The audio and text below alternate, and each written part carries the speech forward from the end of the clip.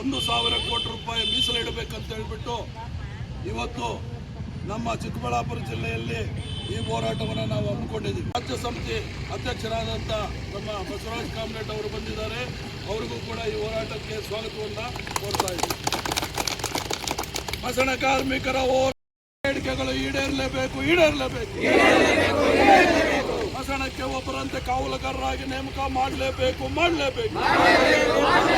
ಮಸಣ ಕಾರ್ಮಿಕರಿಗೆ ತಿಂಗಳಿಗೆ ಮಾಸಾಸನ 3,000 ರೂಪಾಯಿ ಕೊಡಲೇಬೇಕು. ಬಜೆಟ್ ಅಲ್ಲಿ ಮಸಣ ಕಾರ್ಮಿಕ ಮಾಸಾಸನ ರಿಲೀಸ್ ಮಾಡಲೇಬೇಕು. ಮಸಣ ಕಾರ್ಮಿಕರಿಗೆ ಮಾಸಾಸನ 3,000 ರೂಪಾಯಿ ಕೊಡಲೇಬೇಕು. ಶವ ಸಂಸ್ಕಾರ ವೇಳೆಯಲ್ಲಿ ಕೂಲಿಯನ್ನು ನಿಗದಿ ಮಾಡಲೇಬೇಕು.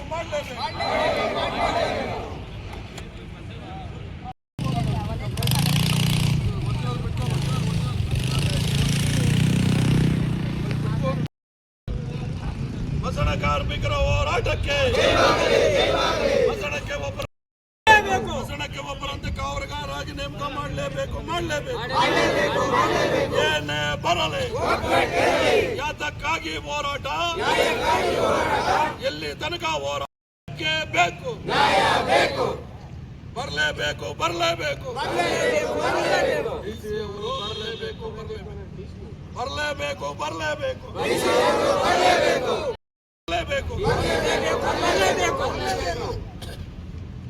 ಹೋರಾಟದ ಸ್ಥಳಕ್ಕೆ ಡಿಸಿ ಸಾಹೇಬರು ಬರಲೇಬೇಕು.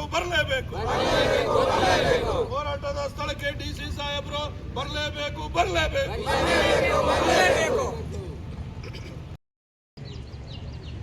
ಜೆರಾಕ್ಸ್ ಕೊಡಪ್ಪ ಇಲ್ಲ ರಾಜ್ಕುಮಾರ್ ಸರ್ ಕಂಪ್ಲೀಟ್ ಅಲ್ಲಿ ಕೊಡಿ. ಒಂದು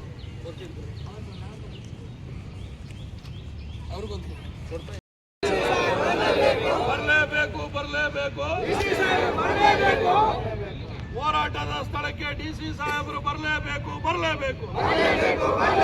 ಹೋರಾಟದ ಸ್ಥಳಕ್ಕೆ ಡಿಸಿ ಸಾಹೇಬರು ಬರಲೇಬೇಕು. ಬೇಕೇ ಬೇಕು. ಎಲ್ಲಿವರೆಗೆ ಹೋರಾಟ, ಯಾತಕ್ಕಾಗಿ ಹೋರಾಟ, ಏನಕ್ಕಾಗಿ ಹೋರಾಟ. ಮಸಣ ಕಾರ್ಮಿಕರಿಗೆ ಮಾಸಾಸನ ನೀಡಲೇಬೇಕು. ಬಜೆಟ್ ಅಲ್ಲಿ ಮಸಣ ಕಾರ್ಮಿಕರಿಗೆ ಮೀಸಲಾತಿ ಬಜೆಟ್ ಅನ್ನು ಮೀಸಲಿಡಲೇಬೇಕು. ಮಸಣ ಕಾರ್ಮಿಕರಿಗೆ ಮಾಸಾಸನ ಕೊಡಲೇಬೇಕು. ಮಸಣ ಕಾರ್ಮಿಕರಿಗೆ 3,000 ರೂಗಳಿಗೆ ಮಾಸಾಸನ ನೀಡಲೇಬೇಕು. ಮಸಣ ಕಾರ್ಮಿಕರಿಗೆ ಮಾಸಾಸನ ನೀಡಲೇಬೇಕು. ಮಸಣ ಕಾರ್ಮಿಕರಿಗೆ ನಿವೇಶನಗಳನ್ನು ನೀಡಲೇಬೇಕು. ಮಸಣ ಕಾರ್ಮಿಕರಿಗೆ ಉದ್ಯೋಗ ಖಾತ್ರಿಯಲ್ಲಿ 100 ದಿನ ಉದ್ಯೋಗ ನೀಡಲೇಬೇಕು. ಮಸಣ ಕಾರ್ಮಿಕರ ಹೋರಾಟಕ್ಕೆ ಜಯವಾಗಲಿ.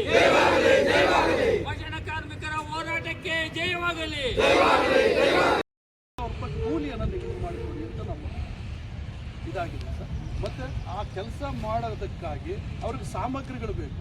ಮನೆಗಳಲ್ಲಿ ಕೇಳೋದ್ರಿಗೆ ಕೊಡೋದಿಲ್ಲ, ಯಾರು ಕೊಡೋದಿಲ್ಲ. ಮಶಾಣಕ್ಕೆ ಎತ್ಕೊಂಡು ಹೋಗ್ತಾರೆ ಅಂತ ಏನೋ ಒಂದು ಮೂಢನಂಬಿಕೆಯಿಂದ ಅವ್ರಿಗೆ ಕೊಡೋದಿಲ್ಲ. ಅದಕ್ಕಾಗಿ ಅವ್ರಿಗೆ ಸಾಮಗ್ರಿಗಳು ಪಂಚಾಯತಿ ವತಿಯಿಂದ ವಿತರಣೆ ಮಾಡಬೇಕು ಅಂತ ನಾವು ಮತ್ತು ಆ ತಮಟೆ ಕಲಾವಿದರು ಅವರಿಗೆ ಆ ತಮಟೆಗಳನ್ನು ವಿತರಣೆ ಮಾಡಬೇಕು. ಇದು ಪ್ರಮುಖವಾದ ಬೇಡಿಕೆ. ಈಗಿನ ಸಂದರ್ಭದಲ್ಲಿ ಈಗ ನಡೀತಾ ಇರುವಂಥ ನಾವು ಈಗಾಗಲೇ ಮನವಿಯನ್ನು ಸರ್ಕಾರಕ್ಕೆ ಸಲ್ಲಿಸಿದ್ದೀವಿ. ಆದರೆ ತಮ್ಮ ಮೂಲಕ ಇವತ್ತು ನಡೀತಾ ಇರುವಂಥ ಬಜೆಟಲ್ಲಿ 5,000 ಜನ ಇದ್ದಾರೆ. 5,000 ಜನ ಅಂದರೆ 5,000 ಕುಟುಂಬ. ಅದಕ್ಕೆ 25,000 ಜನ ಅಲ್ಲಿ ಇರ್ತಾರೆ. ಈಗ ನಿಮಗೆ ಓಲ್ಡ್ ಏಜ್ ಪೆನ್ಷನ್ 60 ವರ್ಷ ವಯಸ್ಸಾಗಿರೋರಿಗೆ ಕೆಲವರಿಗೆ ಮಾತ್ರ ಓಲ್ಡ್ ಏಜ್ ಪೆನ್ಷನ್ ಬರ್ತದೆ. ನಿಮ್ಮ ಸರ್ವೇನಲ್ಲಿ ಇವೆಲ್ಲ ಕ್ಯಾಪ್ಚರ್ ಮಾಡಿ.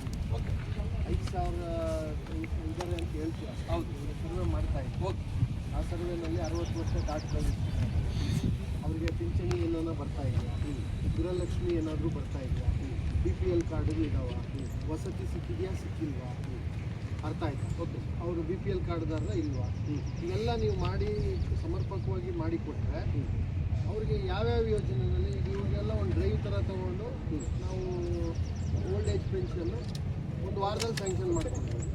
ಅದರಲ್ಲಿ 500 ಜನ ಬರಲಿ, 1,000 ಜನ, 5,000 ಜನರಲ್ಲಿ ವಂಚಿತರು ಯಾರಿದ್ದಾರೆ 500 ಜನ ಬಂದರೆ ಅವ್ರಿಗೆ ಮಾಡಿಕೊಡುವಂಥ ಹಾಗೆ ನೀವು ಸರ್ವೆ ಕ್ಲೀನಾಗಿ ಮಾಡಿ ಅದ್ರ ಔಟ್ನೆಲ್ಲ ಮಾಹಿತಿ ಕೊಟ್ಟರೆ ಏನೇನು ಸವಲತ್ತಿದೆ ಅವ್ರಿಗೆ ಏನೇನು ಕೊಡೋಕ್ಕೆ ಅವಕಾಶ ಇದೆ ಅದೆಲ್ಲವನ್ನು ಕೊಡಿಸ್ತೀವಿ.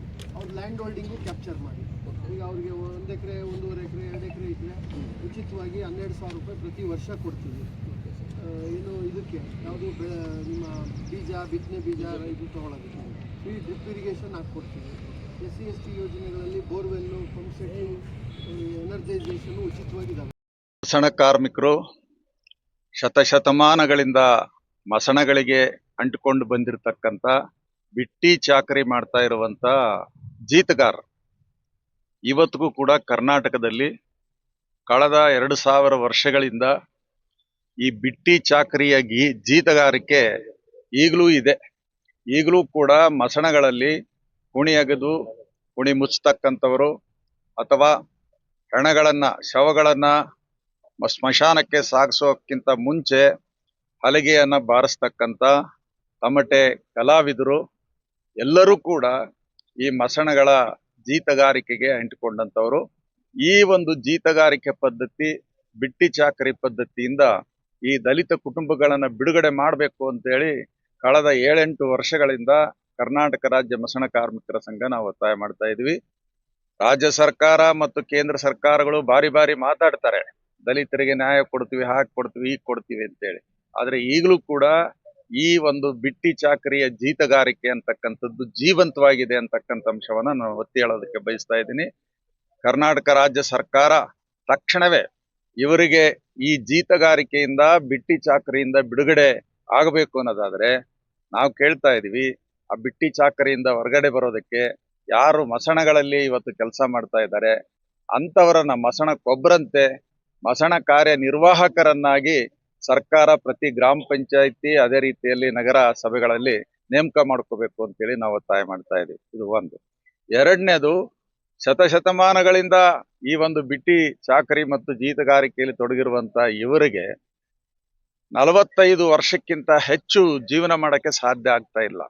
ಈ ಒಂದು ಮಸಣಗಳಲ್ಲಿ ಕೆಲಸ ಮಾಡುವಾಗ ಅವರು ಕುಡಿತದ ಚಟವನ್ನ ಅಭ್ಯಾಸ ಮಾಡ್ಕೋಬೇಕಾಗ್ತದೆ. ಯಾಕಂದ್ರೆ ಆ ಮಸಣಗಳಲ್ಲಿರ್ತಕ್ಕಂಥ ಆ ಕುಣಿ ಅಗಿವಾಗ ಹಳೆಯ ಹೆಣಗಳನ್ನ ಹಸಿಯಾಗಿ ಬರ್ತಕ್ಕಂಥದ್ದನ್ನ ಕೀಳ್ಬೇಕಾಗತ್ತೆ. ಗಮ್ಮನ್ನು ಒಂದು ಕೆಟ್ಟ ದುರ್ವಾಸನೆಯನ್ನು ಅನುಭವಿಸ್ಬೇಕಾಗ್ತದೆ. ಅದಕ್ಕಾಗಿ ಅವರು ಕುಡಿತದ ಚಟಕ್ಕೆ ಬಲಿಯಾಗಿರ್ತಾರೆ. ಮತ್ತೆ ಅವ್ರ ತಲೆಯಲ್ಲಿ ಒಂದು ವಿಷಯವನ್ನ ಈ ಜಾತಿಬದ್ಧ ಸಮಾಜ ತುಂಬಿಟ್ಟದೇನಪ್ಪ ಅಂದ್ರೆ, ಇದು ದೇವರ ಕೆಲಸ ಆಗಿರೋದ್ರಿಂದ ನೀವ್ಯಾರು ಇದಕ್ಕೆ ದುಡ್ಡು ಕೇಳಬಾರ್ದು ಅಂತೇಳಿ ಪುಕ್ಕಟೆಯಾಗಿ ಮಾಡಿಸ್ಕೊಳ್ಳುವಂತ ಒಂದು ಪದ್ಧತಿ ಇದೆ. ಹಾಗೇನೆ ಯಾರಾದ್ರೂ ದಕ್ಷಿಣೆ ಅಂತೇಳಿ ಕೊಟ್ರೆ ಅದನ್ನ ಮನೆಗೆ, ಕುಟುಂಬಕ್ಕೆ ಕೂಡ ಬಳಸಬಾರದು ಅನ್ನುವಂತ ಒಂದು ನಂಬಿಕೆಯನ್ನ ಇವ್ರ ನಡುವೆ ಹುಟ್ಟಿಸಿ ಅತ್ಯಂತ ಕಡುಬಡತನದಲ್ಲಿ ಜೀವನ ಮಾಡತಕ್ಕಂಥ ಪರಿಸ್ಥಿತಿ ನಿರ್ಮಾಣ ಮಾಡಿದೆ. ಅದರಿಂದ ತಕ್ಷಣವೇ 45 ವರ್ಷ ಮೇಲ್ಪಟ್ಟಂತ ಎಲ್ಲರಿಗೂ ಕೂಡ ರಾಜ್ಯ ಸರ್ಕಾರ ಪ್ರತಿ ತಿಂಗಳ 3,000 ರೂಪಾಯಿಗಳ ಒಂದು ಮಹಾಶಾಸನವನ್ನ ಘೋಷಣೆ ಮಾಡಬೇಕು ಅಂತೇಳಿ ನಾವು ಇವತ್ತು ಒತ್ತಾಯ ಮಾಡ್ತಾ ಇದೀವಿ. ಇದರಿಂದ ಅವ್ರು ಹೊರಗಡೆ ಬರಬೇಕು, ಬೇರೆ ಕೆಲಸ ಮಾಡಬೇಕು ಅಂತೇಳಿ ಸರ್ಕಾರ ಬಯಸಿದ್ರೆ ಅವರಿಗೆ ಪುನರ್ವಸತಿ ಮಾಡಬೇಕು. ಆ ಪುನರ್ವಸತಿ ಮಾಡಬೇಕು ಅಂದ್ರೆ ಅವ್ರನ್ನ ಗಣತಿ ಮಾಡಬೇಕು. ಗಣತಿ ಮಾಡಿ ಪುನರ್ವಸತಿಯಲ್ಲಿ ಅವ್ರಿಗೆ ಎಲ್ಲರೂ ಕೂಡ ವ್ಯವಸಾಯ ಬಲ್ಲಂತವ್ರು, ಅವರಿಗೆ ತಲಾ 5 ಎಕರೆ ನೀರಾವರಿ ಜಮೀನನ್ನು ಕೊಡಬೇಕು. ಅವರ ಕುಟುಂಬದ ಸದಸ್ಯರಿಗೆ, ಅವರ ವಿದ್ಯಾವಂತ ಮಕ್ಕಳಿಗೆ ಇವತ್ತು ಶಿಕ್ಷಣದಲ್ಲಿ, ಉದ್ಯೋಗದಲ್ಲಿ ಅವರಿಗೆ ಮೀಸಲಾತಿಯ ಆದ್ಯತೆಯನ್ನು ಕೊಡಬೇಕು ಅಂತಕ್ಕಂಥ ಪ್ರಮುಖವಾದಂತ ಬೇಡಿಕೆಗಳನ್ನ ಇಟ್ಕೊಂಡು, ಇದ್ರ ಜೊತೆಗೆ ಈ ಒಂದು ಮಸಣಗಳಲ್ಲಿ ಕೆಲಸ ಮಾಡುವಾಗ ಅಲ್ಲಿಯೇ ಏನು ಸಾಮಗ್ರಿಗಳು ಬೇಕಾಗಿದೆ ಆ ಸಾಮಗ್ರಿಗಳನ್ನು ಕೂಡ ಇವತ್ತು ಈ ಸರ್ಕಾರ ಗ್ರಾಮ ಪಂಚಾಯತ್ ಮೂಲಕ ಒದಗಿಸಬೇಕು ಅಂತ ಕೂಡ ನಾವಿವತ್ತು ಒತ್ತಾಯ ಮಾಡ್ತಾ ಇದ್ದೀವಿ. ಮಸಣಗಳನ್ನ ಒಂದು ನಂದನವನವಾಗಿ ಡೆವಲಪ್ ಮಾಡೋದಕ್ಕೆ ಖಂಡಿತ ಇವರನ್ನ ಒಂದೊಂದು ಮಸಣಕ್ಕೆ ಒಬ್ಬರನ್ನ ನಿರ್ವಾಹಕರನ್ನಾಗಿ ನೇಮಕ ಮಾಡಬೇಕು ಅಂತೇಳಿ ಒತ್ತಾಯ ಮಾಡ್ತೀನಿ. ನಾನು ಯು ಬಸವರಾಜು, ಕರ್ನಾಟಕ ರಾಜ್ಯ ಮಸಣ ಕಾರ್ಮಿಕರ ಸಂಘದ ರಾಜ್ಯ ಸಂಚಾಲಕ. ನಾವು ಈ ಕರ್ನಾಟಕ ರಾಜ್ಯ ಮಸಣ ಕಾರ್ಮಿಕ ಸಂಘಟನೆಯ ಚಿಕ್ಕಬಳ್ಳಾಪುರ ಜಿಲ್ಲೆ ಸಂಚಾಲಕರು. ನಮ್ಮ ಮಸಣ ಕಾರ್ಮಿಕರ ಒಂದು ಬೇಡಿಕೆ ಏನಪ್ಪಾ ಅಂದ್ರೆ, ಮಸಣಕ್ಕೆ ಒಬ್ಬರಂತೆ ಕಾವಲುಗಾರರಾಗಿ ನೇಮಕ ಮಾಡಬೇಕು. ಅವರಿಗೆ ಕನಿಷ್ಠ 3,000 ರೂಪಾಯಿ ಮಾಸಾಸನ ಕೊಡಬೇಕು. ಮತ್ತೆ ಮಸಣಗಳಲ್ಲಿ ಶವ ಸಂಸ್ಕಾರ ಮಾಡುವಂತ ಸಂದರ್ಭಕ್ಕೆ ಗುಣಿ ಅಗೆದು ಮುಚ್ಚುವಂತ ಕೆಲಸಕ್ಕೆ ಈ ನಮ್ಮ ನರೇಗಾ ಉದ್ಯೋಗ ಖಾತ್ರಿ ಅಡಿಯಲ್ಲಿ 3,000 ರೂಪಾಯಿ ಆದರೂ ಅವರಿಗೆ ಕೂಲಿಯನ್ನ ನಿಗದಿ ಮಾಡಿ ಈಗ ಕೂಡಲೇ ಅವರಿಗೆ ನೀಡಬೇಕು. ಇಂಥದ್ದು ಒಂದು ಮತ್ತೆ ಎಲ್ಲಾ ದಲಿತ ಸಮುದಾಯಕ್ಕೆ ಸೇರಿದವರಾಗಿರೋದ್ರಿಂದ ಅವರಿಗೆ ಮನೆ, ನಿವೇಶನ ಮತ್ತೆ ಕುರಿ ಸಾಗಾಣಿಕೆ, ಕೋಳಿ ಸಾಗಾಣಿಕೆ ಇತ್ಯಾದಿ ಸೌಲಭ್ಯಗಳನ್ನ ಮಸಣ ಕಾರ್ಮಿಕರಿಗಂತೇನೆ ಮೀಸಲಿಟ್ಟು ಕೊಡಬೇಕಂತ ಹೇಳ್ಬಿಟ್ಟು ಈ ಮೂಲಕ ನಾನು ಸರ್ಕಾರಕ್ಕೆ ಒತ್ತಾಯ ಮಾಡ್ತಾ ಇದ್ದೀನಿ.